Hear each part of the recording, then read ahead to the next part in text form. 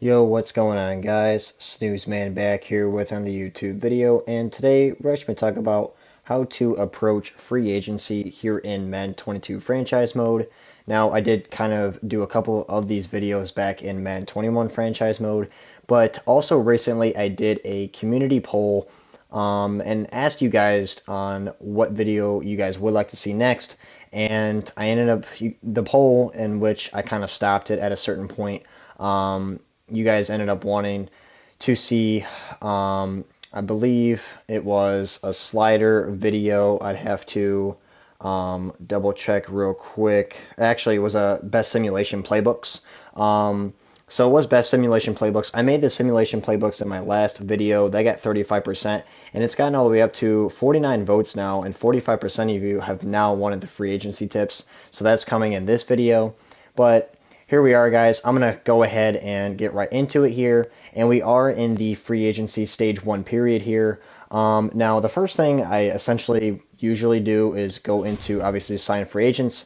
And it's going to show you your straight up cap room and how much you have to spend, which is 83.7 mil cap room. Don't really worry about the available funds. You're going to worry about the cap room.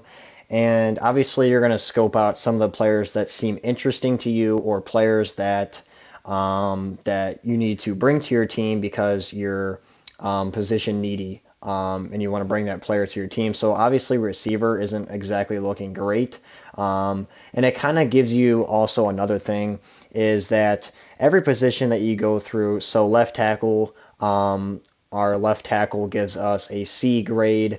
We have A for um, left outside linebacker because we have Khalil Mack, D for receiver. So obviously we're going to want to bring in a receiver, but who? Because we have Chris Godwin, Devontae Adams. So that's the first thing I kind of do is in approaching it is kind of scoping, obviously, what players kind of stand out to me and what positions. And then secondly, what type of positions that I kind of need, that I'm kind of scarce at, and they're giving me a low grade for. So it's looking like wide receiver is definitely the main topic that we definitely need to bring to this team. Other than that, a lot of these are just C's, so I know for sure that we need a receiver.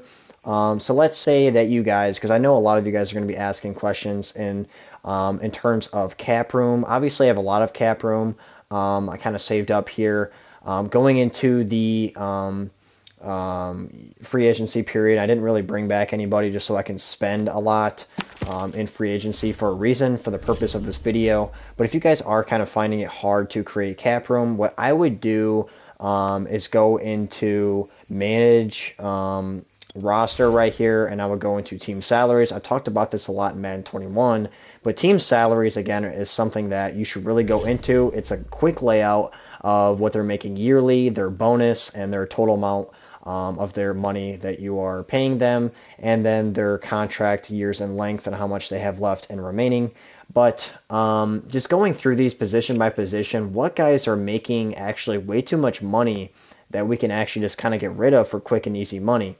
But also, I talked about this again in numerous videos. If they have a higher cap penalty than their current year that you're paying them, that's obviously not the move. Someone like Nick Foles, we're paying him more than his cap penalty, so that's good. We're going to make a quick, easy profit. He has a penalty that is less than the money that we were paying him for the current year of 2022. So that's going to be a quick, easy move to really just dump him. And honestly, we could do that.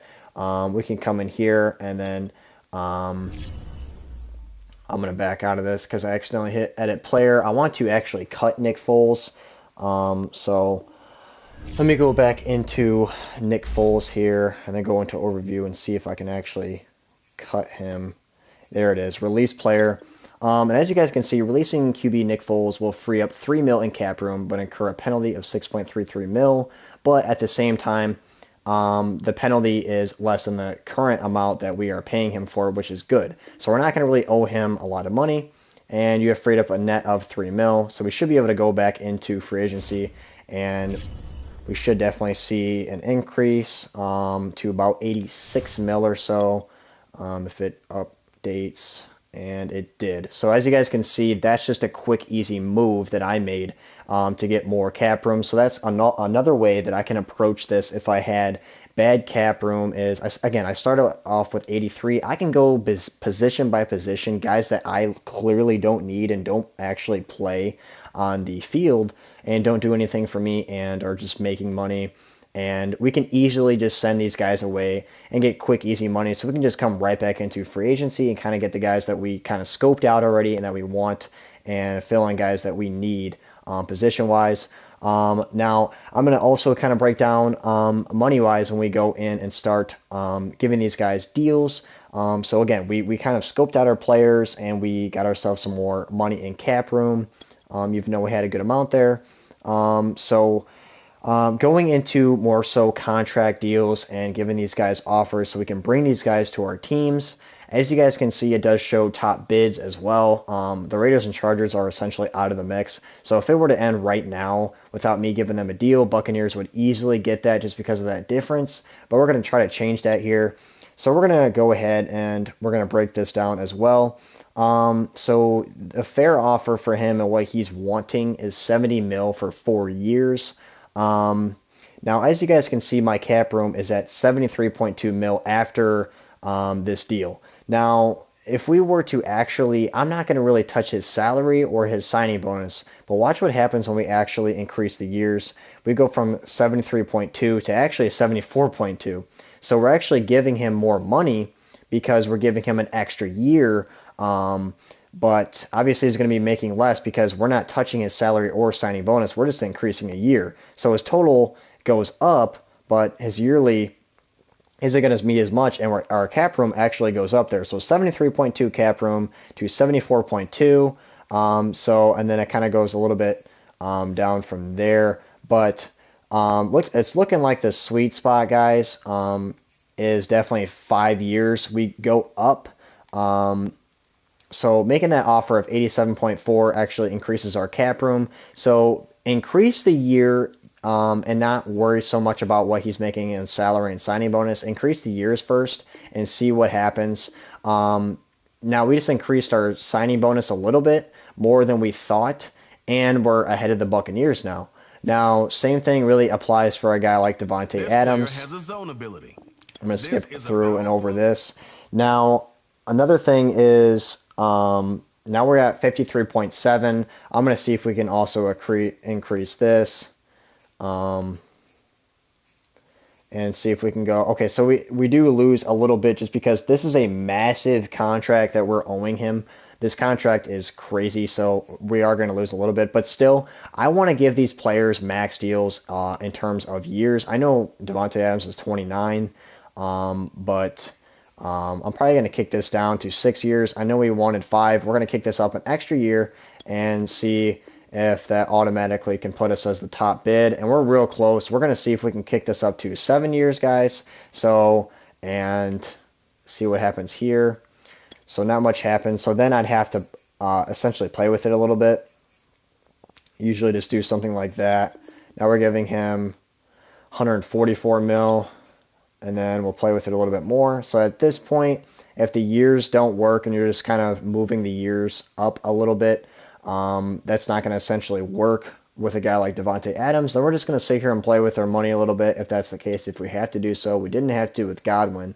And then we're real close. We're almost tied up with the Jaguars. And again, this is a lot of money, but 148 mil through 6 years is still not enough. Again, he wants a lot of money. We're just going to keep messing with it. 150 mil through 6 years. The Jaguars gave him a lot of money. But after I make this deal, and there's going to be enough, I'm going to show you guys something as well. Trying to just get him for a decent price here. And I feel like we're probably ahead, but I don't want to pay. I don't want to overpay. That's also another thing. We're definitely ahead, but okay, 158 million. Okay, we're finally ahead. We finally get ahead of the Jaguars.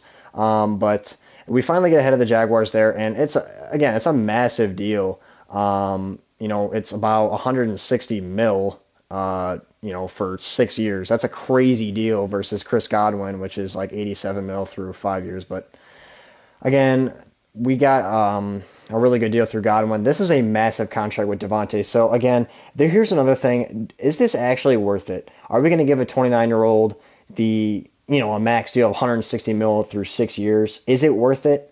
Through being the best receiver in the league, and because I'm so scarce at receiver, adding Godwin and Adams would be big. And just because the chance of adding both would be awesome, but at the same time, I might not get both. Both of them might not actually agree. Devontae Adams' deal is pretty close, so I'm not going to go anything higher than what I gave him. That's already an insane deal. But essentially, guys, just break down, go by every position and see what positions that you really actually need. But receivers is the position that I really needed. Another thing that could help you get these guys, if you guys are using your staff points that you accrue throughout your seasons, and upgrade your and I'll show you guys that real quick. I didn't upgrade any of that because I just went right into free agency, but managed staff and franchise staff points is huge. Welcome to and your then franchise staff.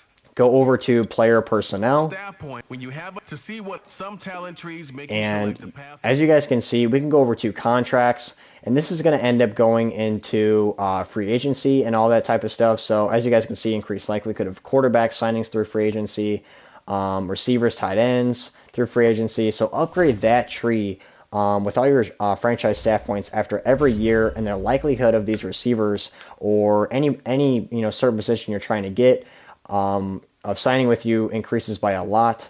But we're going to go ahead and advance so we can see if we get these guys. But that's kind of the approach that I take, again, through free agency. We're going to see if we can get these guys.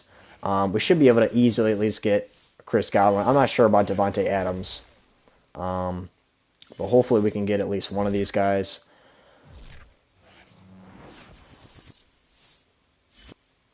And they both accepted, guys. So, again, we were a D at receiver. And now it's probably going to give us an A grade. I mean, our receivers are definitely loaded. Let's go back into sign free agents. And again, I still have 46 mil.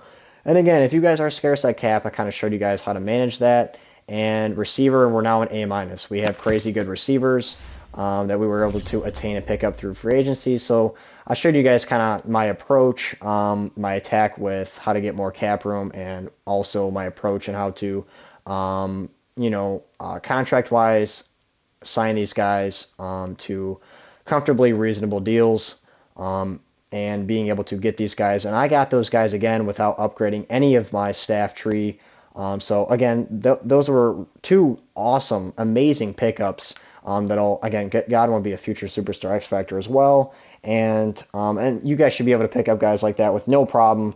So hopefully you guys, after this video, could get guys like that with ease and maintain and update your cap room situations a little bit better. But if this video did help out at all, make sure you guys are leaving a like and hitting that sub button. Now, I believe we are about 80 subs from 900 subs, and we are about 180 subs from 1,000 subs, something that I've always dreamed of, guys. So again, thank you guys for all the support that you guys have given me thus far.